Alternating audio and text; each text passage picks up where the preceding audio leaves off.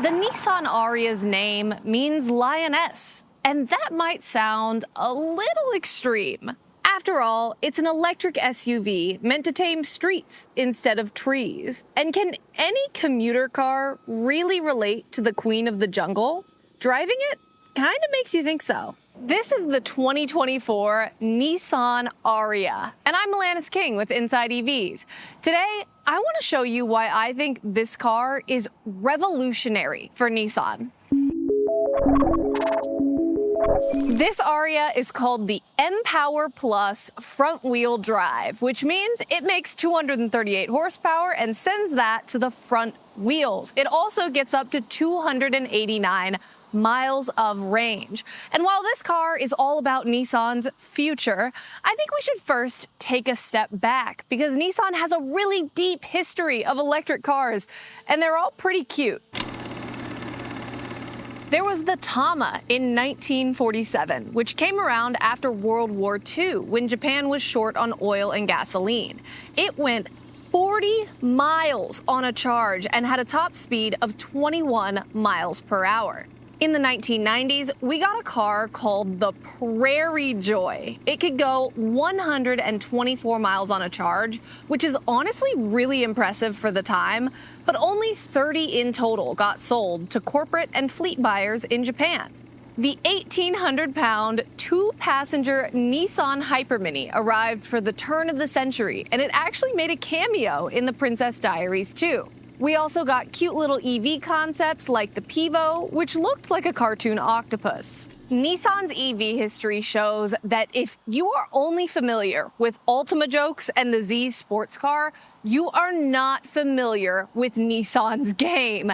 The amount of adorable EV body styles and names in Nissan's history alone is so impressive. But in terms of modern electric vehicles, before the Ariya, Nissan was all about the Leaf. The Leaf debuted in 2010, and it was a huge change for the car market. It was the first mass-produced EV in history, and it was an affordable electric car. Those weren't really a thing then. The first Nissan Leaf started at $32,780 American dollars and had 100 miles of range. After the U.S. federal EV tax credit of $7,500, you could get it for about $25,000. The Nissan Leaf has been through 2 generations since its debut, and Nissan sold more than 500,000 of them between 2010 and 2020, including 148,000 in America. That's not bad. The Nissan Leaf is still around today, and it starts at about $28,000. The Ariya joined it in Nissan's lineup in 2020 and became Nissan's first all-new EV since the Leaf. And the Ariya is meant to be the more upscale option in Nissan's electric lineup, as opposed to, your cheap little Leaf. The Ariya has a bunch of different trims, and they're all really confusing. But the basic thing you need to know about this car is that the Empower Plus trim, which is what this is the top trim in the Ariya's front-wheel drive lineup. This trim starts at about $48,000, and this specific car has a few options, like its exterior paint that is $350 extra. With that and a couple of other things and destination fees, this car comes to about $50,440. And I know you hear that and you're like, what? $50,440? But if we're honest with ourselves and each other, the average price of a new car in America is $50,000 right now. So everybody's spending a ton of money. The Ariya has an 87 kilowatt-hour battery and no frunk, which is kind of sad because frunks are cute and quirky. But it makes 238 horsepower and 221 pound-feet of torque. And in a world of gas-powered cars, that may not sound impressive. 238 horsepower? Forget it. But electric cars have a little advantage called instant torque, which means from a standstill, all of this car's torque is available instead of having to build up over time like it would need to in a gas car. So from a standstill, you just whip forward like a rubber band, and it makes it to where 238 horsepower isn't that bad. Nissan says the Ariya can charge from 10 to 80% in 35 to 40 minutes on a public DC fast charger, depending on what model you have. If you're at home and you have a more capable 240-volt outlet, then the 63 kilowatt-hour battery can go to 100% in 10.5 hours. This 87 kilowatt-hour battery can do it in 14. You can also charge the Ariya on a standard 120-volt outlet, but that thing will be slow. And once this car hits 100% charge, of course, you ideally get 289 miles of range. We have now reached the point in our week with the Ariya where it's time to charge. The Ariya has a CCS plug. Teslas use NACS, so we are at a charge point station to charge this thing up. This is a 125 kilowatt DC fast charging charge point station, and Nissan said on this battery you can go from 10 to 80% in about 40 minutes on DC fast charging. We're at 55% right now, and we're going to see how long it takes us to charge up.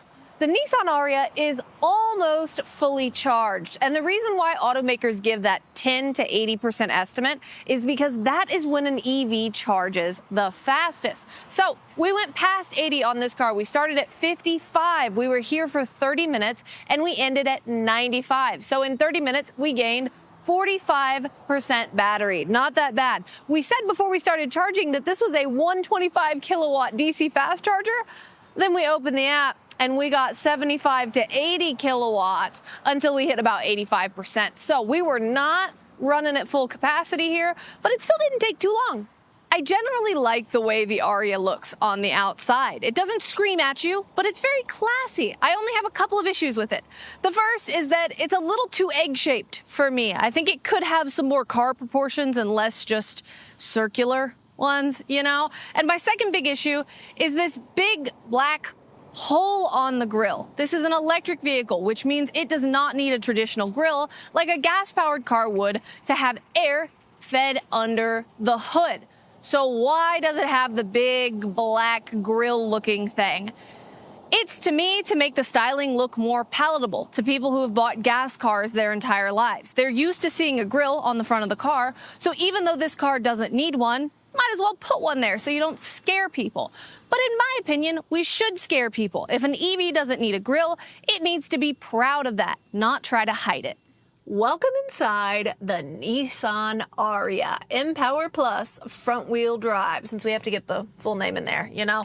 And what you really notice when you get inside this car is that this interior is so classy, and it's also so surprising compared to a lot of the things you are probably familiar with when you think of Nissan.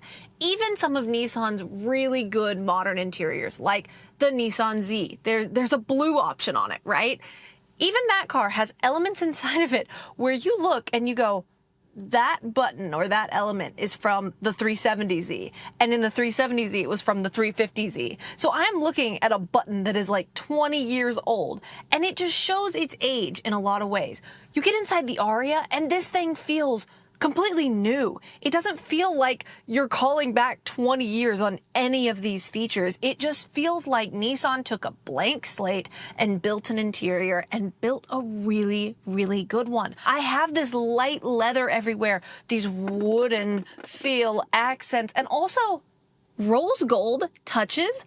Wow, that's how you win me over. You put rose gold everywhere. And I think what's really cool about this interior is that it takes normal controls and it puts them in integrated situations. So you look at your climate controls and your fan controls and everything.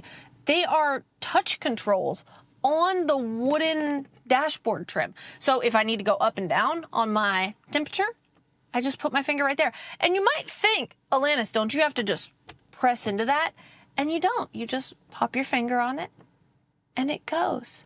And it has tactile feedback to where I am not stabbing my finger into it. I'm touching it lightly, and it is making that tactile response. I really like it. I think it looks beautiful in here. It's simple, but everything is integrated in a way that you have the controls you need.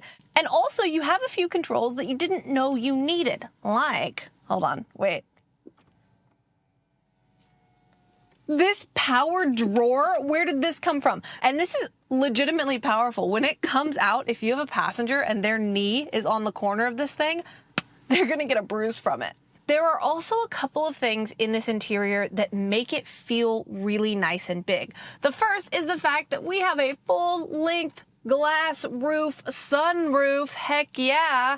And the second thing is, in an electric vehicle, you don't have a big transmission tunnel. So when you're in your gas-powered car, usually the passenger and the driver are separated by this thick lump coming up from the floor. You don't have that in an electric car. So you have all this room to just kick your feet around and put your purse down here and do whatever you want. And it feels really nice and big and airy. There's also a lot of consistency in this interior, whether it be materials or patterns or whatever. And I think a really good example of that is this geometric design that's on the door cards. It's down here in the footwells. It's up here. And at night, the background of this geometric design kind of glows. It's backlit. So you have this nice little soft pattern that's just glowing in the corner of your eyes at night. And you're like, wow.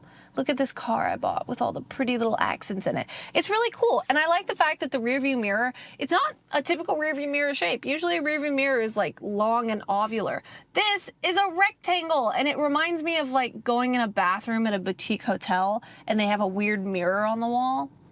That's the vibe I get from this.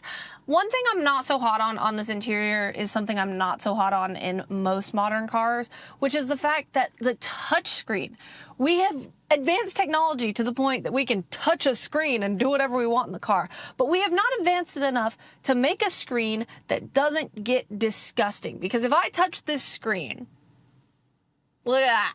I just made an S with my finger grease because I've been outside and my hand is a little damp from sweat. Ew.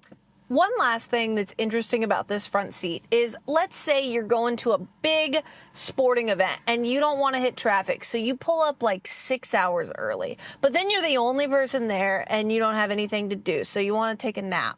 Well, when you lean your chair back in the parking lot, you can also lean back the center console, revealing more storage under here and also giving you a place to rest your arm and your phone, and you can just go to sleep. Welcome to the back seat of the Nissan Ariya, where I am 5'8.5", and I have, honestly, a lot of leg room, probably like 8 to 9 inches of legroom right here. It's impressive. And not a ton of headroom, but enough. If you were taller than me, you would probably be pretty tight back here. But the first thing I noticed when I got in the back seat of this Ariya was the back of the headrest in front of me. Look at this pattern. What is going on there? That is the weirdest VU shape thing on the back of the headrest that I've ever seen. Why are there so many lines? Why is there so much stitching? I don't know, but it's interesting to look at, I guess. I think a really interesting thing about this back seat is that in a lot of back seats, you see automakers actually change the materials that they have on the door cards. And I think this is because you have kids in the back seat, right? They're going to scratch stuff and do whatever.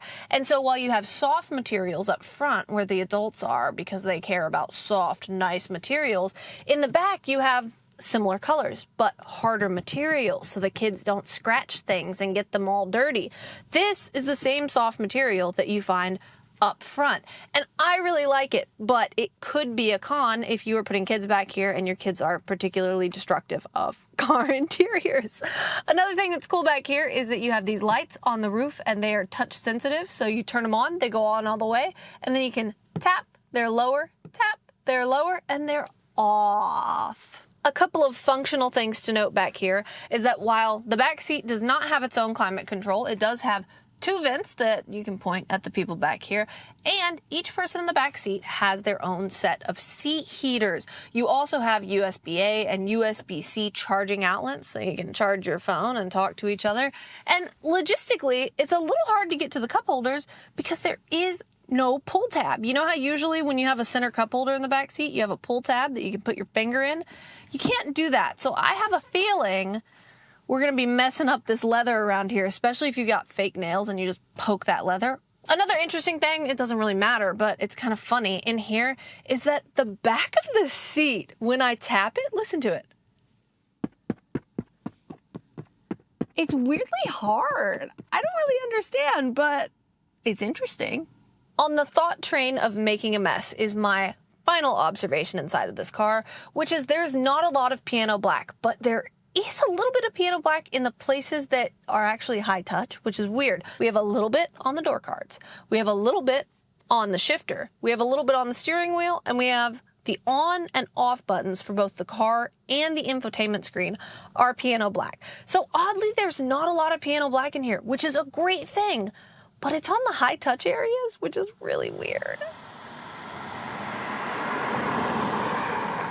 It's time to drive the Nissan Ariya, and I really like the driving experience in this car for the most part. I would say one of the biggest cons about driving this car is actually the seating position, and this may just be a me thing, but I feel like when I'm in this car, in order to be high up enough to not feel like I'm just sinking below the dashboard line, I'm in a spot where my knees hit the bottom of the dashboard.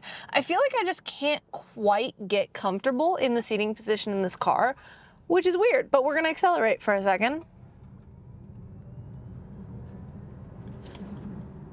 This is a fast car, and this is the new reality. Electric vehicles are fast, even when they have low horsepower figures. This is only 238 horsepower, but you accelerate and it just zips right up to speed. Is it gonna make anybody sick? No, it's fine.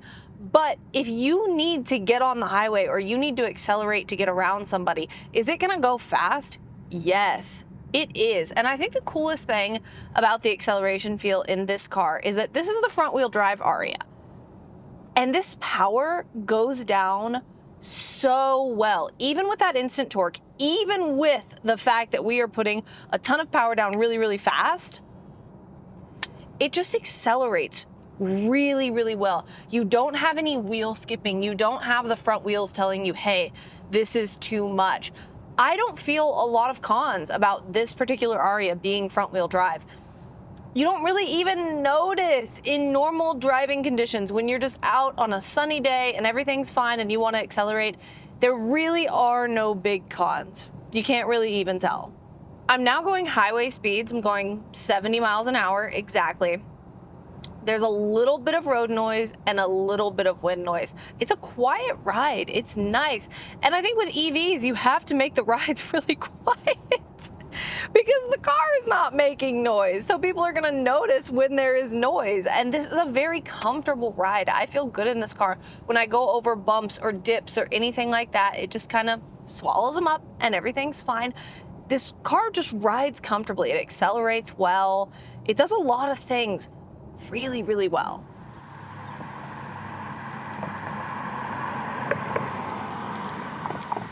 This particular Nissan Ariya is spec'd with ProPilot Assist 2.0, and Nissan's technology names are kind of confusing because they have ProPilot Assist and then they have ProPilot Assist 2.0, and you would think that ProPilot Assist 2.0 is just an updated version of ProPilot Assist. And you could call it that, but they kind of are two different things. So ProPilot Assist is lane keep and acceleration control. Normal things that you see in a lot of modern cars. You put on adaptive cruise control and then you activate it and it keeps your lane and it slows down and speeds up based on the traffic around you. ProPilot Assist 2.0 is actually a hands-off driving technology. So there are certain roads that are mapped with 2.0 and you can activate it on those roads. The problem is, where I live, there are no mapped roads. The closest mapped road is like an hour away, and that's only one, right? And the whole road, it's not even fully mapped. So there are areas of it where the map just ends. So if you were using ProPilot 2.0 on that road, it would just go out at certain areas because it's not fully mapped. So I unfortunately cannot test 2.0, but I can test the normal ProPilot Assist. This is a pretty decent lane keeping system so far. It's not bouncing off the sides of the lane, which some lane keeping systems do that. They just bounce back and forth. It's weird. Instead of keeping you centered in the lane, some lane keep assists just go whoop, bounce, like a really badly tossed bowling ball. Like I tossed a bowling ball and it's just going back and forth over the bumpers. That's what some lane keep assists are. This one's pretty good. I'm centered, I'm slowing down with traffic and speeding up with traffic. There's no real jerking. It's a pretty decent system, and I would love to see how ProPilot Assist 2.0 works on an actually mapped road. But unfortunately, we don't have any of those here.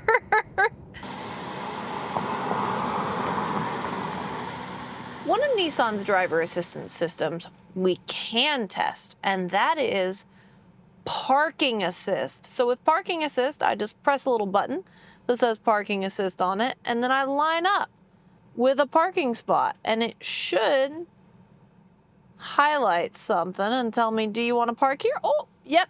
So I select a spot between two cars, and then I click start, and I take my hands off the wheel. Oh, here we go.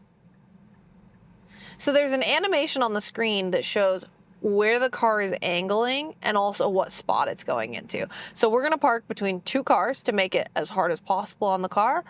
And the car seems to be doing this very easily, much more easily than any human would. We are just gliding into this spot. And it says, be ready to brake. Ooh, ooh, ooh, ooh, ooh. Ready, and we're in. Good job, Nissan. Park. I personally love the Nissan Ariya. I think its exterior looks could be a little better. Its interior is absolutely beautiful. It drives so well. Even in front-wheel drive form, it does not struggle to put the power down. This is a very nice car.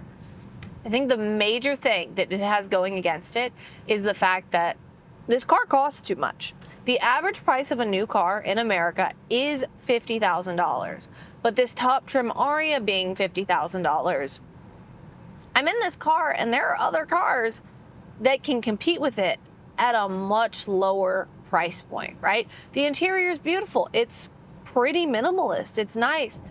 But also, can you get in a Model 3 and feel just as good in that interior? Yeah, you can.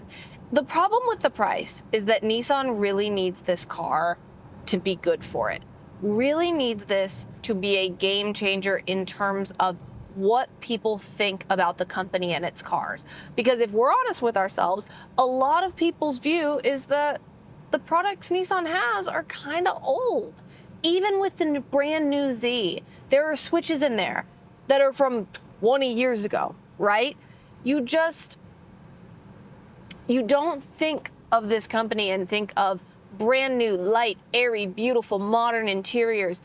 That's just not what's in the public consciousness yet. And the Ariya can change that. But are a lot of people going to get in an Ariya at this price point when they can have something that many would consider flashier, like a Tesla? I'm not sure. And if this were a lower price point, it would be pretty tempting.